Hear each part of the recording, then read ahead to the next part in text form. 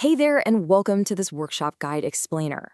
Let's just be real for a second. If you're tuning into this, there is a very good chance you are just completely exhausted, right? You might be sitting there staring down a to-do list that honestly feels totally unmanageable, feeling that familiar, super heavy weight of office burnout just pressing down on your shoulders. And hey, I really want to validate exactly where you are right now. We live in this world that basically demands relentless, nonstop efficiency, and it is draining. But today, we're going to look at a ridiculously simple, scientifically backed strategy to actually reduce that burnout.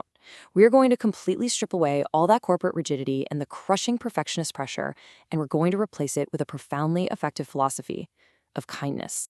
Okay, let's dive into this. We've got a really clear roadmap for today's explainer.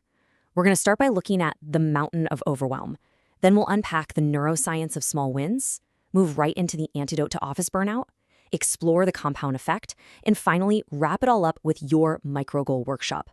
Now look, I know your time and your mental bandwidth are incredibly precious right now, so I promise this explainer is designed to be highly focused, super actionable, and completely respectful of your energy. Let's get started. First up, Section 1, the mountain of overwhelm, or what we like to call the failure of scale.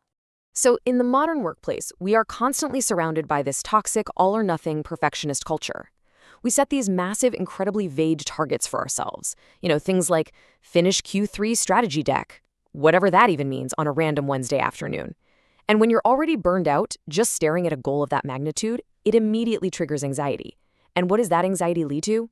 Yep, procrastination and total paralysis.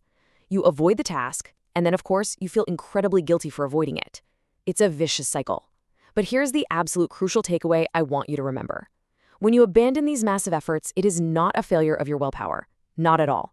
It is simply a failure of scale. There's this quote that I think absolutely hits the nail on the head when it comes to burnout. It goes, "A mountain, when viewed from the base, is terrifying." I mean, think about it. Your mind looks at that massive project, and it instantly fixates on the impossible height, the huge distance to the summit, and all the potential pitfalls along the way. That terrifying view, right from the bottom, is exactly what causes you to freeze up and eventually just abandon the effort entirely. It's not laziness. It's just a completely natural human reaction to an overwhelming beginning. And this brilliantly illustrates how we actually fix it. We basically dissolve that terrifying mountain into a series of nice, gentle hills. So instead of tackling the daunting mountain of write a report, your new target just becomes write one sentence. Instead of the totally exhausting task to clean the entire office, you just tell yourself to organize one single drawer. See what we're doing here? We're translating these massive tasks into targets that are honestly almost laughably small.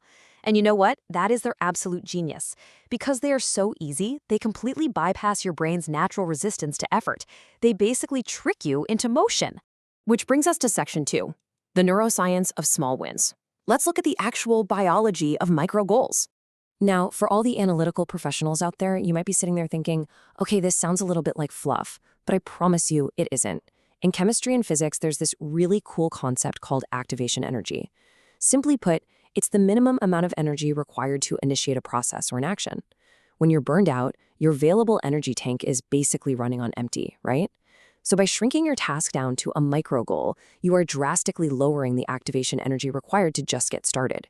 You completely remove that terrifying fear of, how will I ever finish this? And the beautiful thing is, once you simply start, our natural human inclination toward completion just kind of takes over. Seriously, we aren't lazy, we just have a deep fear of overwhelming beginnings. And here is where it gets really cool. When you actually complete that tiny, super easy action, something basically magical happens in your brain. You get this little release of dopamine, the neurotransmitter that's totally associated with reward and motivation. Now, it's not some massive flood of euphoria, but rather this gentle, really satisfying glow. And dopamine, it creates desire. It literally whispers to your brain, hey, that felt really nice, let's do it again. This right here is the engine of momentum. It's exactly how writing one single sentence naturally turns into writing a full paragraph, or how organizing just one little drawer suddenly gives you the energy to tidy up your whole desk. All right, moving into Section 3, the antidote to office burnout. This is all about healing with kindness. Let's take a second to shift our focus away from pure workplace productivity and talk about your actual mental health.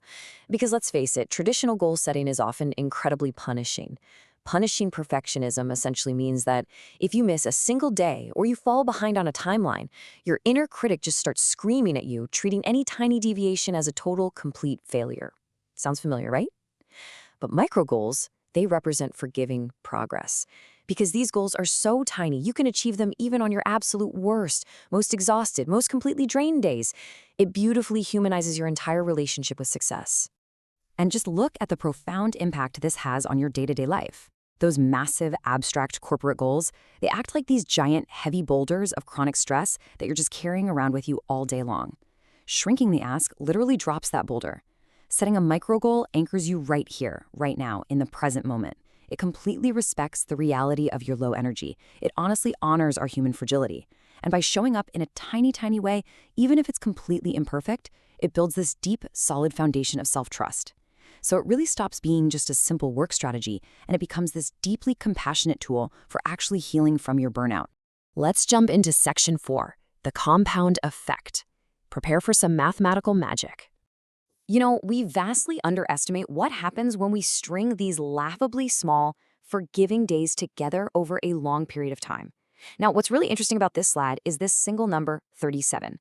If you apply a micro goal and manage to improve by just 1% each day, the compound effect means you are going to be 37 times better by the end of the year. Let that sink in. Not 37% better, 37 times better. This is the real practical application of just showing up consistently, even in the absolute smallest of ways. It's incredible to think about. A tiny little 5-minute meditation practice that compounds into a literal lifetime of emotional regulation. Reading just one single page a day eventually turns into reading 50 whole books a year. A quick 10-minute walk becomes this rock-solid foundation for long-term cardiovascular health. The trick here is understanding that the magic is practically invisible on day 2. Like, you won't even notice it. But by day 200, it is absolutely astonishing. Micro goals simply ask you to act, just briefly and gently, like the person you wish to become. And eventually, you know what? That acting naturally turns into being. And finally, Section 5, your micro goal workshop. Let's get into some practical wisdom. So, how do we actually put this into practice right now, sitting right there at your desk? Well, here are your 4 golden rules for harnessing this magic. First up, you have to start impossibly small. Seriously, do not negotiate with yourself about what feels reasonable. The golden rule is that the micro goal must feel almost ridiculous in its simplicity. Second, attach it to an existing habit. You know, something like, right after I open my laptop, I will write exactly 1 sentence. Third, track your progress. But listen to me, this is to witness your own consistency, absolutely not to judge yourself if you slip up. And finally, celebrate completion. Just whispering a quiet little good job to yourself, that is not vanity. It is literally the vital neurological reinforcement your brain needs to build up that momentum. It's so important to remember that greatness, and healing for that matter, is almost never a sudden lightning strike. It's so much more like a slow, warm sunrise. You can move mountains not by trying to conquer them all at once, but by just walking around them, one gentle, forgiving step at a time. So as we close out this explainer, I want to leave you with a really empowering question to help kickstart your healing today. I want you to look at your overwhelming to-do list, take a deep breath, and just ask yourself, what is the next impossibly tiny thing you can do right now?